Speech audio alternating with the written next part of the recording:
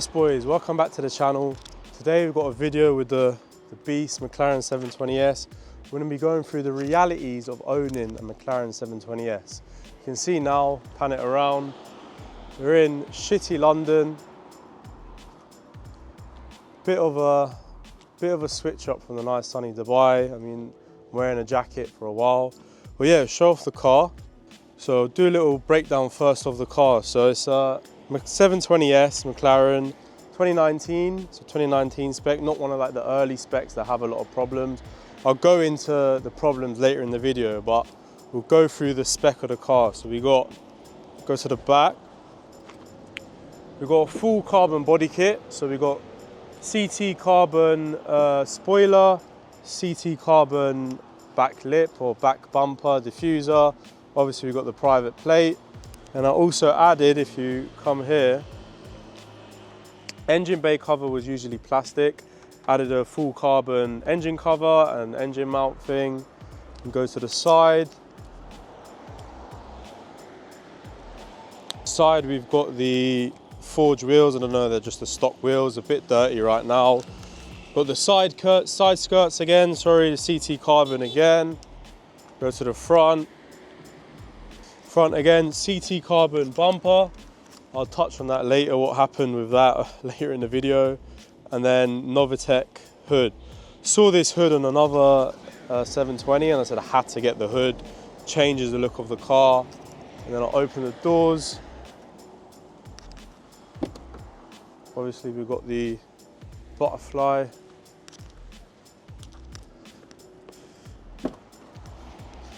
Butterfly doors again. From this angle it looks insane. Literally looks like a fucking Batmobile. But yeah, we'll hop in and show you boys gonna drive to London and do a little reality of owning a 720 at 21. All right, we'll give you boys a little cold start as well. So I'll pass Aaron the mic.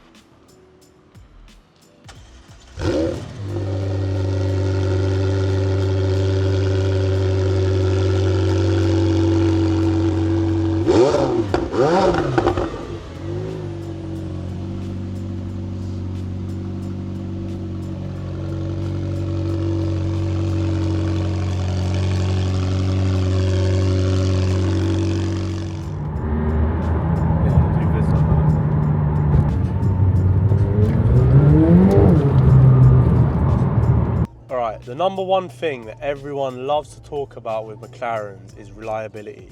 So going into this car, the few people I asked, guys who obviously own McLarens, just asking them how actually unreliable are they? Because everyone on the internet loves to say, don't get a McLaren, they break down, blah, blah, blah, blah, blah, blah. They break down, get a Huracan, get a Ferrari, all these other cars. And main reason I wanted a McLaren is every fucking guy out there that makes a few 100K, makes $1 million, gets a fucking Huracan. Everyone I know gets a Huracan. No one gets McLarens. No one puts body kits on them. No one wraps them to have them one of one. So that was the main reason why I actually got the McLaren. So a few friends of mine, some said it's unreliable as fuck. Some said it's reliable. So I said, fuck it. I'll give it a go. I'll be a test subject on the McLaren. So reliability. So I got this car now about March is 7 months ago, around 7 months ago. Since I got it, literally zero problems. So since I got it, around 4 or 5 months in, I had zero problems, not even a tire, nothing. Then what happened in about August, around August time, what happened was one of the pipes broke in the back. Before that, no problems, apart from petrol, this thing drinks petrol, that's one thing. But one of the pipes, the coolant pipes broke, so the car would continuously overheat. I kept driving thinking it was just the weather because it was summer, and no, the car kept overheating. Got it to get it fixed. That took about 2 months, which was fucking jarring, but the pipe itself was £200-300 as a part. The labour to fix it, because the engines in these cars are in the back, they had to get the whole back of the car off, take the whole engine out, just to get to this pipe. So the labour was about 3 grand. So all in repairs, I've spent about 3.3 and little fixes. Like when I first got the car, the front lip fell off, the front, the carbon kit fell off. So I was driving on the motorway and literally it was just fucking hanging off the thing, bouncing on the floor. And I went to pick up my boy and I was hearing this bang. I was like, what the fuck is that? And then we literally stop on the highway and it's literally about to fly off. So that was a mad situation as well. Had to call his dad to come with a drill or a screw to drill it back in. But reliability wise, in my opinion, as long as you drive them, because I spoke to McLaren about this as well, as long as you drive the car, they are actually reliable. I mean, this is my daily. I drive this basically every day, not for a lot, because there's not a lot of driving you can do in the UK in Manchester, but I drive this basically daily. So battery issues, zero issues.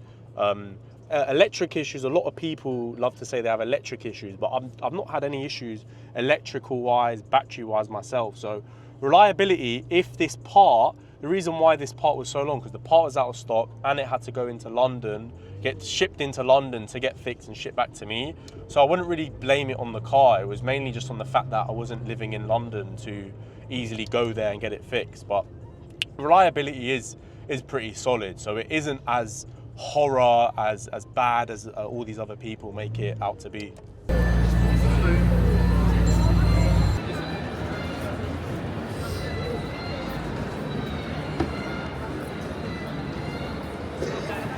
They can do it.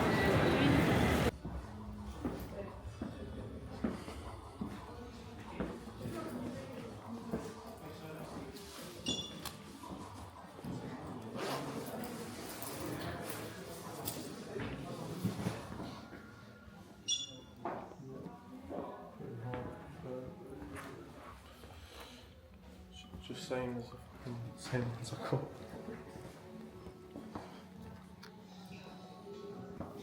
That actually might be my gym shoe. These are bare comfortable. What size are you? Yeah.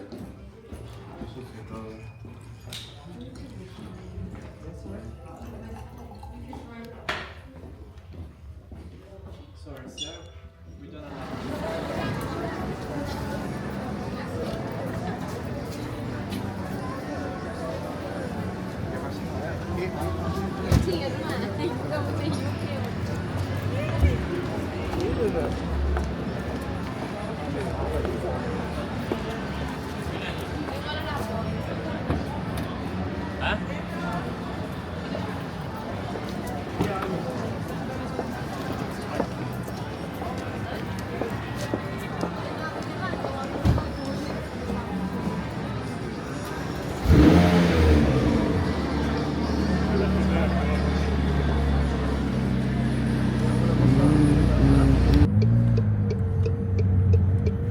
Alright boys, the second thing, not the second, one of the biggest things about having a 720S at 21 is look at the attention it gets.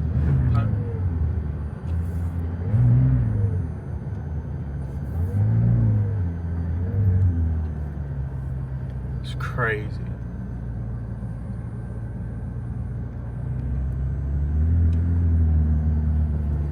Boys, whenever I go, I literally just came back from Dior now, just picked up some bits. Wherever I go with this car, everyone's head turns. Whether it's guys with their girlfriends are stopping their little boyfriend saying, oh, look at this car, it's your dream car. Anywhere I go, it's fucking insane. Whether it's in London, in Manny, anywhere I go, the reactions this get. Literally, I'll tell you one funny story. So I was just at Nando's about a month ago now. So I just came out to literally just finished eating, and we're just chilling opposite the car, and literally just sat there and waited. Idiot lets me go. What was I saying? Yeah.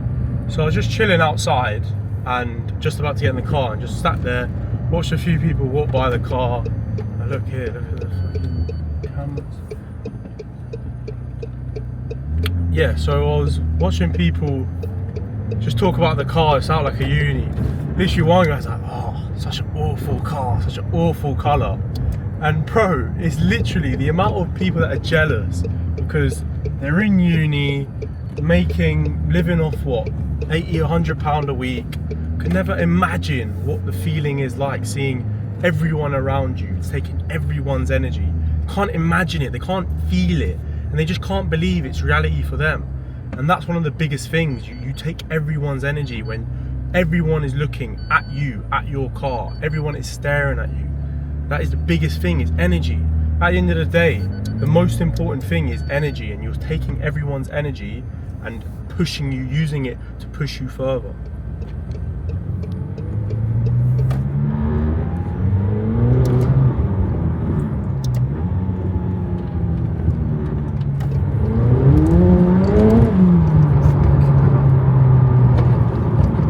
Another good reality of living with a McLaren is the power and the performance is insane. It is literally, compared to, I mean, I've driven Hurricanes in Dubai, I've driven Ferraris. The performance compared to them is literally insane. Try do a little pull while there's traffic. What I'll do is wait for this car to speed up, do a little pull down here.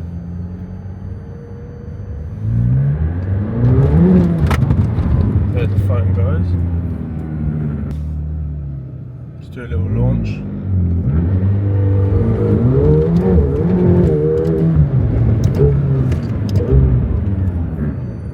Too many people crossing, bro.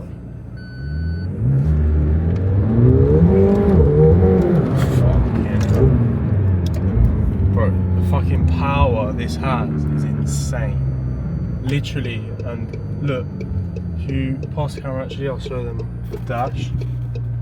If you look at the dash as well, it shows you the tyre temperature. So a lot of actually videos in McLarens, a lot of people, they've never driven a supercar before. So what they love to do is just, they never have warmed up the tyres, seen if it's check if I can go. Yeah, no one actually warms up the tyres, check the temperatures of everything, and that's when they crash. If you can actually drive, if you know your tyre temperatures, if you know not to fucking rag it when it's cold tyres, I mean, I'm being a bit of a hypocrite because I've just done that now, but again, that's just for the YouTube. But you need to know like your tyre temperatures. That's why people crash. I've never crashed a car, never scraped a car, never done anything that has damaged a car, because I know how to drive and I'm not stupid. What people do is they get a supercar, they've never driven it before, and the first thing they do is they start it up and fucking just try and rag it first thing. You need to let the tyres warm up, let the engine and everything warm up, and then it's genuinely impossible to crash. Like, although yes, it's rear wheel drive and you actually feel how the back kicks out, these cars are planted as fuck. So they're meant for the track, they're meant for like going fucking 100 miles an hour around corners. So if you crash, like people that have crashed McLarens and other cars, I think McLarens are probably the most crashable supercar, that is right. But it all depends on if you know how to drive, because if you let the tyres warm up, let the car get up to temps, it's impossible you crash unless someone crashes into you and it's 100% not your fault.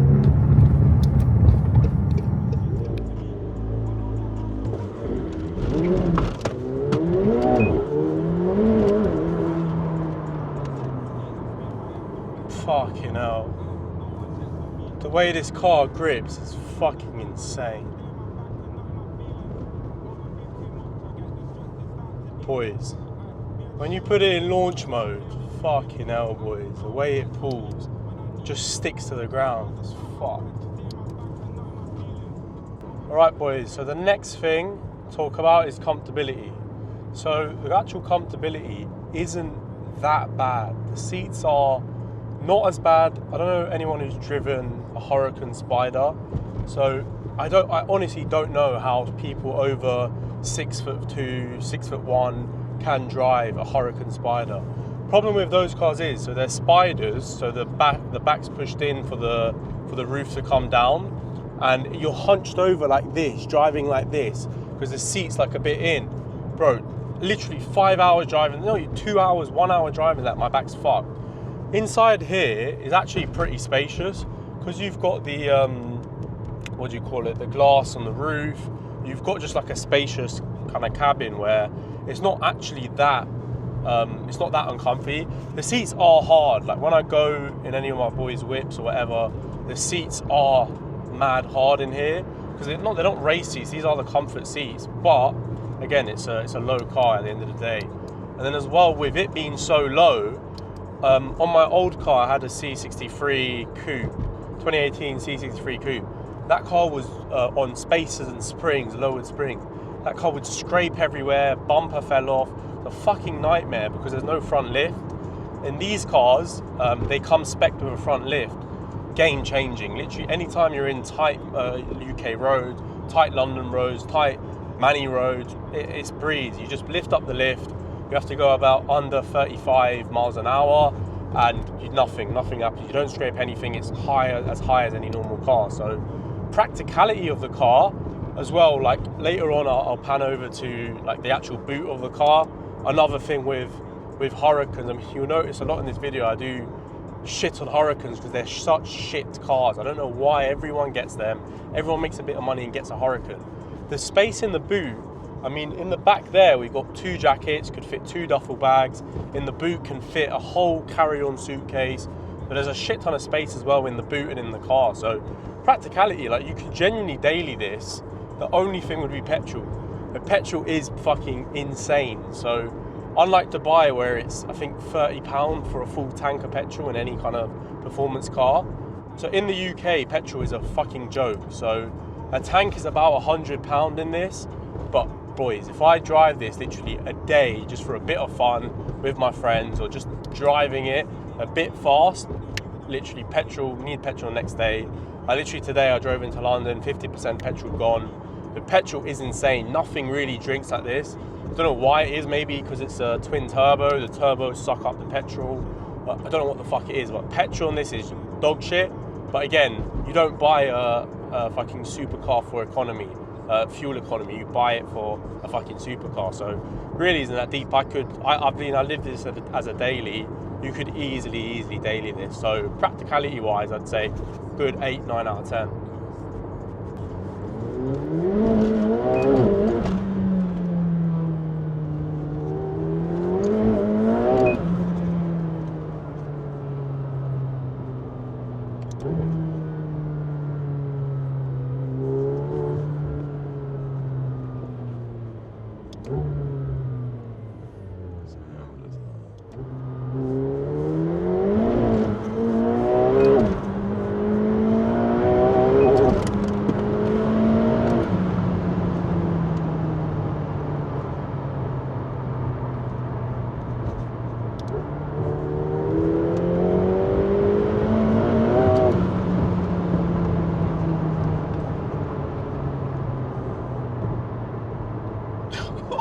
Fucking hell, boy. Fucking hell. Me, man. Yes, boys. Actually, I'll show you boys the space.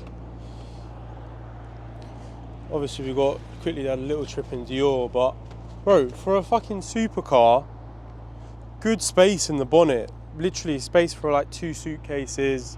It's good enough, but yeah, boys, that's the reality of owning a 720S at 21 years old. As you can see, no wonder this shit gets so much attention. It's a fucking beauty. Stop being frugal and start enjoying the fruits of your labor, the fruits of your business. And if you're not making that type of money yet, you need to fucking lock in. It's 2024 now. The time's ticking. Time is ticking. You need to start earning. You need to start setting any business up, whether it's what I do, whether it's anything else. You need to start living. Seeing shit like this motivate you to get out your ass, get out of bed, get out your parents' house and actually live life. You've seen from the clips of me driving up and down, you've seen the power, you've seen the performance. That is what you can do. That's how you can live. And you just have to put the work in.